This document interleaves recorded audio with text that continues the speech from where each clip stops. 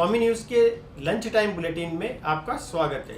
आइए देखते हैं अभी तक की खास खबरें। राज्य सरकार की गाइडलाइन के तहत राज्य भर के धार्मिक स्थलों को खोलने की अनुमति प्रदान की गई है। इसी के चलते अजमेर सूफी संत ख्वाजा मोइनुद्दीन चिश्ती की दरगाह के खुलने पर प्रशासनिक अधिकारियों ने दौरा कर कोविड नियमों की पालना के निर्देश दिए। अजमेर विश्व प्रसिद्ध सूफी संत ख्वाजा मोइनुद्दीन चिश्ती की दरगाह में जायरीनों के लिए आज राज्य सरकार द्वारा सुबह 5 बजे से शाम 4 बजे तक दरगाह परिसर को खोला गया है।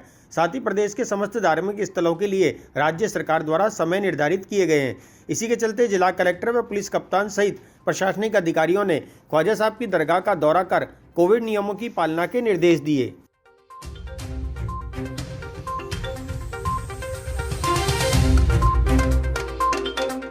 कोविड-19 में जो गवर्नमेंट की तरफ से रिस्ट्रिक्शन थी उसमें कुछ रियायतें और दी गई हैं, जिसके तहत आज 28 तारीख से धार्मिक स्थल भी खोलने की अनुमति दी गई है सुबह 5 बजे से लेकर शाम को 4 बजे तक।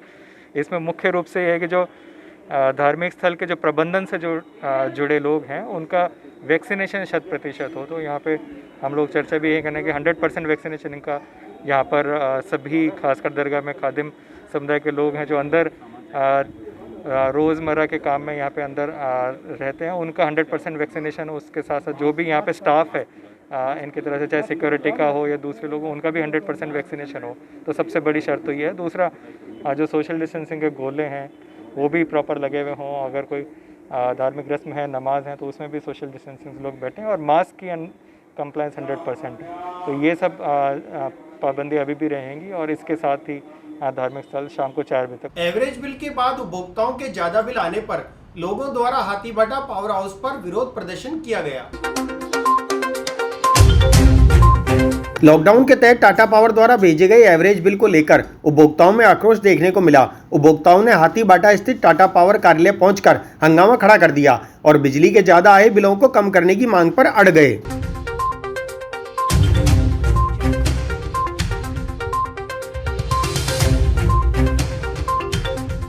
ये अगले महीने हमारे 14 का 38 रुपये बिल आ रहे और बिना रीडिंग के आए बिल, वो हमने बिल जमा किया। फिर अभी इन्होंने बिल भेज दिया अभी 62 दिन करके कह रही है आपको 2080 रुपये भरने पड़ेंगे, 2080 रुपये। अब बताओ हम गरीबों इतना हर महीने कहाँ से लाए। और ये दिसंबर हर महीने के बिल है लगातार मेरे पास, सब बिल लेके आया हूँ, हर महीने बिल जमा कर रहा हूँ। और हमारे घर में बच्चे खाने वाले नहीं, हम कमाते क्या, हम सिर्फ झूलेलाल का बहराना करते हैं और कुछ नहीं करते। साईं झूलेलाल का बहरा कर हमें खाने के लिए पैसा नहीं है। बच्चों को कहाँ से खिलाएं, कहाँ से बच्चों को भूखे मरें क्या। अब बताओ, इससे तो हमारी वो सरकार अच्छी थी, बोला नहीं पढ़ाई सरकार अच्छी थी, कम से कम 2 महीने का बिल आता था और सही आता था। अभी ये हर महीने बिल भेज रहे हैं, फिर भी लूट मार कर रहे हैं। और ये तो एसी में बैठे आराम की तनख्वाह खा लें, हम तो भूखे मरे, हम बच्चों को कहाँ लेके जाए बताओ। और ये इनके पास जाओ शिकायत करने जाओ तो आप कह रही बिल तो जमा करना पड़ेगा, आपको बिल जमा थोड़े करो, करना पड़ेगा जमा। आया था बिना रीडिंग के बिल 1490 रुपये, तो वो मैंने भर दिया। अब आया कह रहे कि अब तुम्हारा मीटर फास्ट भाग रहा है क्या, गर्मियों की वजह से। तो अगली बार भी तो गर्मी था ना, अगले महीने गर्मी नहीं था। ये क्या है 1490 रुपये, अभी आया 5224 रुपये 1 महीने में 27 दिन में। देख लो आप, तारीख देख लो ना आप खुद। अब ये देखो लॉकडाउन में जहाँ पे दुकानें बंद है, जहाँ पे काम धंधा नहीं है, यहाँ से 1 महीने की तनख्वाह कहाँ जमा कराऊँ मैं? तुम बताओ, तनख्वाह ही नहीं है, कहाँ कराऊँ मैं? सर ने बात करा आपका मीटर तेज भाग रहा है क्या, 1 महीने में तेज भाग गया अचानक। पिछले साल हमने पेनल्टी समेत भरा नहीं, इसलिए अब यही देखा कि आपके पेनल्टी नहीं भरेंगे, अब क्या अपन भूखे रह जाए, आपके पेनल्टी नहीं भरेंगे। कमाने वाला भी नहीं है। ये कोई तरीका है कि भैया ऊपर गई मैं कंप्लेंट लिखाने, मुझे हंगामा करा तो ऊपर भेज दिया, ऊपर गई तो क्या अभी मैं कम कर देता हूँ आपकी जिद के कारण, अगले महीने में जब बढ़ा के भेज दूंगा, आप क्या कर लेंगे। और कह रहे अब ये जाल है ना, इनके जाल है ना, ये बिना रीडिंग की मीटर भेजने का क्या मतलब। ये क्या इनकी तनख्वाह के लिए भेजा क्या अगले महीने की बिना रीडिंग की मीटर? और लिया इन लोगों ने, बाकायदा लिया इन्होंने, मना करना चाहिए था। और पावर हाउस वालों को तो घूमने की परमिशन थी ना, क्यों नहीं लिया इन लोगों ने रीडिंग? क्या कारण था नहीं लिया? हम दिल्ली गेट पे रहते। का बिल आया था हमारा, अब के 2700 रुपये का बिल आता है और हर महीने में 30 दिन का बिल आता है। अभी इन्होंने 26-27 दिन में, हर महीने में 26-27 दिन को बिल भेजते हैं ये। और जबकि हमारा पुराना मीटर लग रहा था, पुराना मीटर सही चल रहा था, उन्होंने मीटर हटा के वो नए मीटर लगा दिए, वो नए मीटर भागते हैं। कंप्यूटर वाले कंप्यूटर द्वारा मीटर भागते हैं। हमारा बिल हमारा ज़्यादा आया है, 400 रुपये 90 रुपये का पहले अगले महीने में बिल आया था, इस दफ़े 2700 रुपये का बिल आया। नहीं हमारे पास AC है, नहीं कूलर है, सिर्फ ट्यूबलाइट जलती है और फिर जो है वो ये सुनते ही नहीं है, कोई नहीं सुनते। ये तो बोलते हैं बिल आपको भरना पड़ेगा, बिल आपको भरना पड़ेगा, भरना पड़ेगा, नहीं भरे तो बिजली काट देंगे, सीधी धमकी। बहुत परेशानी हो रही भाई साहब, घर पे रोटी खाने के लिए कमाने का कोई साधन नहीं है, हम बिल भर। पुष्कर ब्रह्मा मंदिर के कपाट खुलने पर सामाजिक कार्यकर्ताओं ने खुशी जताई।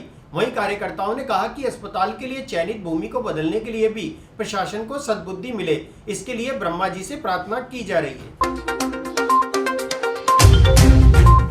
राज्य सरकार की नई गाइडलाइन के तहत धार्मिक स्थल खोलने के फैसले का पुष्कर वासियों ने स्वागत किया। साथ ही सामाजिक कार्यकर्ताओं द्वारा ब्रह्मा जी के चरणों में अर्जी लगाकर अस्पताल के लिए चयनित भूमि बदलवाने के लिए प्रार्थना की गई और हठ धर्मियों को सद्बुद्धि देने की भी मांग की गई।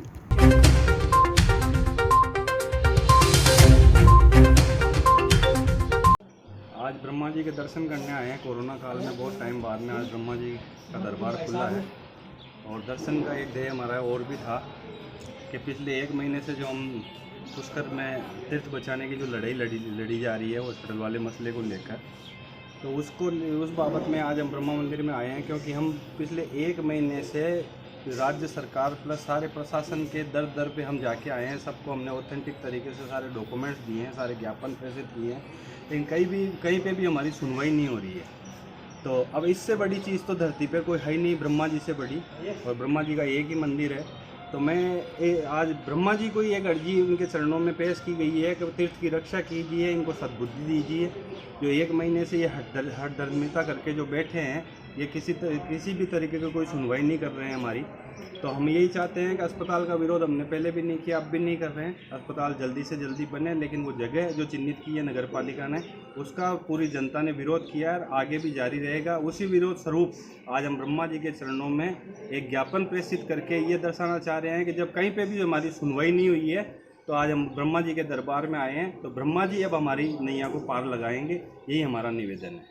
के चरणों में हमारे आराध्य देव जगत पिता ब्रह्मा के चरणों में पुष्कर के तीर्थ पुरोहितों और नागरिकों ने आहत और व्यथित होकर कि पुष्कर तीर्थ की पवित्रता, अस्मिता और प्रतिष्ठा को जो आघात नवीन चिकित्सालय भूमि आवंटन को लेकर पहुंचाया जा रहा है, उसके विरोध में हमारे द्वारा पुष्कर की आम जनता के व्यापक भावनाओं का दरकिनार कर जो कार्य नगरपालिका और राज्य सरकार ने किया है, उसके विरोध में हमारा 1 महीने से आम जन का विरोध चल रहा था।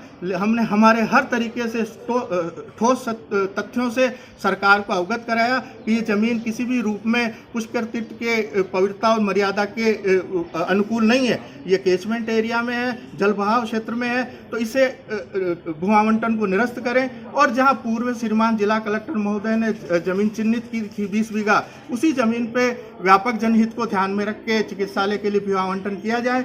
हम हार थक के कि जब हमारी बात को सरकार किसी भी स्तर पर नहीं सुन रही है, तो हमने आज आखिर में जो सबके आराध्य देव है, सब सृष्टि के पिता है, ब्रह्मांड के अधिष्ठाता है, उनके चरणों में आज हमने अर्जी लगाई है कि भगवान उन हठधर्मियों को और सरकार को सद्बुद्धि दे कि पुष्कर में आम जन की सुविधा के लिए जो चिकित्सालय बनाया जा रहा है, उसकी भूमि का आवंटन पूर्व में जो चिन्हित की गई थी भूमि, उसी पे बनाया जाए और इस भूमि का आवंटन निरस्त किया जाए। और हमें सामर्थ्य दे, ब्रह्मा जी से हमने प्रार्थना की कि हमें सामर्थ्य दे कि वो हमें शक्ति प्रदान करे कि हम इस पुष्कर। अजमेर राजस्व मंडल विघटन के विरोध में राजनीतिक दल, सामाजिक संस्थाएं व व्यापारिक संघ द्वारा राज्यपाल व मुख्यमंत्री के नाम कलेक्टर को ज्ञापन सौंपा गया।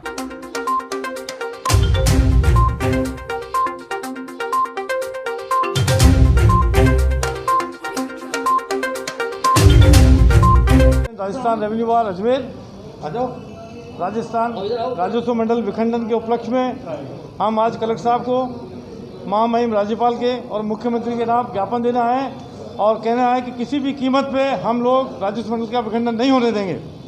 ये अजमेर की अस्मिता का सवाल है। अजमेर का होटल व्यवसायी के लिए और व्यापारी संघ के लिए, सबके लिए एक बहुत ही ज़्यादा दुखद बात है कि ये अगर चले जाता है। और राजस्व मंडल जो मिला है हमें, राजस्व मंडल का विघटन अगर होता है तो यहाँ पर कुछ भी नहीं बचेगा। राजस्व मंडल हमें राजस्थान स्टेट के मर्जर के टाइम हमें एक सौगात के रूप में मिला था और अधिकार के रूप में मिला था, और उसी के तहत हम आज उसका विरोध में कलेक्टर साहब को ज्ञापन देना है। जब अजमेर राज्य का राजस्थान राज्य में विलय हुआ था तो उस समय समझौते के तहत राजस्व मंडल अजमेर, लोक सेवा आयोग, राजस्थान माध्यमिक शिक्षा बोर्ड सहित महत्वपूर्ण विभाग अजमेर को दिए गए थे। परंतु बड़े दुर्भाग्य की बात है कि धीरे धीरे अजमेर से जो प्रमुख कार्यालय हैं उनका विखंडन किया जा रहा है, उनका विकेंद्रीकरण किया जा रहा है। इसी कड़ी में राजस्व मंडल का आयुक्तालय बनाकर यहाँ से टुकड़े करने का प्रयास किया जा रहा है राज्य सरकार द्वारा। हमारे राजस्व वार एसोसिएशन के अध्यक्ष सुरेंद्र जी शर्मा और वीरेंद्र सिंह जी राठौड़ के नेतृत्व में अजमेर के तमाम राजनीतिक दलों ने, अजमेर के तमाम सामाजिक संगठनों ने, व्यापारिक संगठनों ने सरकार के इस प्रयास का पुरजोर विरोध किया है। कल इस संदर्भ में एक मीटिंग आयोजित की गई जिसमें संकट समिति का गठन किया गया। आज माननीय जिला कलेक्टर महोदय के माध्यम से राज्यपाल महोदय और माननीय मुख्यमंत्री महोदय को हमने ज्ञापन भेजा है, जिसमें सरकार के इस प्रयास का विरोध करते हुए निवेदन किया है कि इस कार्रवाई को तुरंत रोका जाए। 2 दिन पूर्व रेजिडेंट डॉक्टर द्वारा आत्महत्या कर ली गई थी। पुलिस ने परिजन के आने तक शव को मोर्चरी में रखवा दिया था। आज मृतक डॉक्टर के परिजन अजमेर पहुंचे। पुलिस ने परिजन के अजमेर पहुंचने पर शव को पोस्टमार्टम करवाया। इस खबर को स्वामी न्यूज के लाइव कार्यक्रम के माध्यम से दिखाया गया। 2 दिन पहले जो है सुसाइड किया था और उसी सुसाइड मामले में जो है आज परिजन जो है वो बम्बई से जो है अजमेर आ चुके हैं और जो मेडिकल बोर्ड से जो है रेजिडेंट डॉक्टर जिसने सुसाइड किया था उनका जो है पोस्टमार्टम आज जो है होना है। आप देख सकते हैं मेरे साथ मेरे भाई, उनके फादर, उनके मैटरनल अंकल, हम लोग कल रात को 9 बजे महाराष्ट्र से यहाँ अजमेर आ चुके हैं एयरबस से। बहुत दुखद की घटना हो चुकी है। हमें 25 तारीख को 9:42 को पता चला, उनकी माँ को शायद पता चला। उनकी माँ ने 1 ही मिनट में उनके हस्बैंड को बताया कि अपना लड़का अक्षय नो हो, तो उससे फिर बातचीत नहीं हुई। वो और एक दूसरी दुर्घटना होगी, उनका माँ का भी देहांत हो गया उसी टाइम पे 2-3 मिनट में। फिर फादर से बातचीत हुई तो आधा घंटे के बाद पुलिस पर्सनल और यहाँ की कुछ उनके बैचमेट ने उनके फादर से बातचीत हुई, वो भी ड्राइविंग करके आ चुके थे। फिर लगातार उनके वाइफ से बात नहीं हुई। ये घटना हमारा लड़का गया, उनकी माँ गई, हम पूरा वहाँ का क्या कम करके कल आ गए। देखेंगे, अभी बॉडी देख चुके हैं। पुलिस ऑफिसर कोऑपरेटिव है अरविंद सिंह जी, हमारी बातचीत हुई है, उन्होंने कोऑपरेशन किया है। हम बॉडी देख चुके हैं, वहाँ का लोकेशन देख चुके हैं। अभी जो पुलिस फॉर्मेलिटी और ये मेडिकल कॉलेज का जो भी प्रोफेसर पैनल का फॉर्मेलिटी चल रहा है। फिलहाल इस बुलेटिन में इतना ही। अगले बुलेटिन टी टाइम में आपके साथ फिर उपस्थित होंगे। मुझे दीजिए इजाजत। देखते रहिए स्वामी न्यूज़। जय हिंद, जय भारत।